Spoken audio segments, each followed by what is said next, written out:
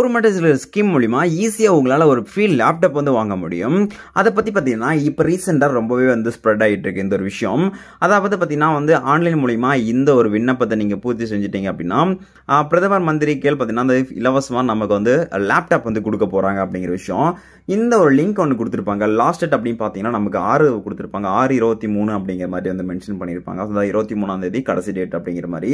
அது கீழே பார்த்தீங்கன்னா இங்கே பதிவு செய்து விண்ணப்பிக்கவும் அப்படிங்கிற மாதிரி ஒரு லிங்க் இருக்கும். அந்த லிங்க் கிளிக் பண்ணீங்க அப்படின்னா உங்களுக்கு ஒரு பேஜ் ஓப்பன் ஆகும். எங்கே பார்த்தீங்கன்னா இதில் மென்ஷன் பண்ணியிருப்பாங்க ஆன்லைன் விண்ணப்பிக்கவும் பிரதம மந்திரி இளைஞர் லேப்டாப் திட்டம் 2024 அப்படிங்கிற மாதிரி. ஆக்சுவலி பார்த்தீங்கன்னா முழுக்க ஒரு ஃபேக்கான ஒரு விஷயம் தான். மேலும் பார்த்தீங்கன்னா இதில் நிறைய பேர் வந்து ரிஜிஸ்டர் பண்ணிட்டு இருக்காங்க. லைக் ஃபர்ஸ்ட் டைம் பார்த்தீங்கன்னா நம்மளோட நேம் கேட்கும். நேமை மென்ஷன் பண்ணிக்கோங்க.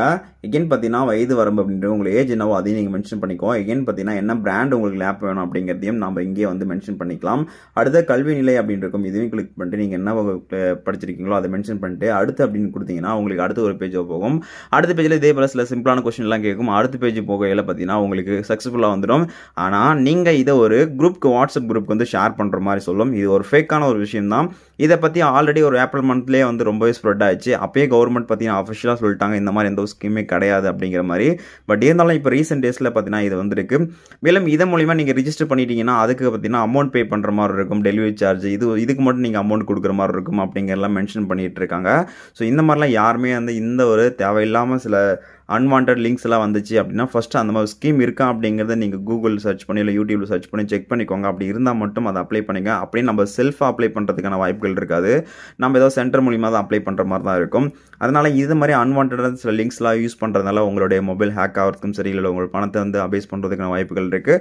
ஸோ இந்த மாதிரி லிங்கை வந்தால் தயவுசெய்து நீங்கள் அந்த லிங்கை தொடவே தொடாதீங்க.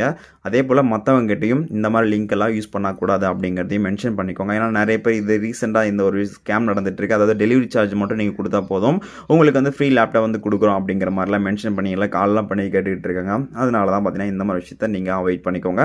இப்படி வந்து ஃப்ரீ லேப்டாப் அப்படிங்கிற மாதிரி எந்த ஒரு விஷயமே கிடையவே கிடையாது சென்ட்ரல் கவர்மெண்ட் மூலமா.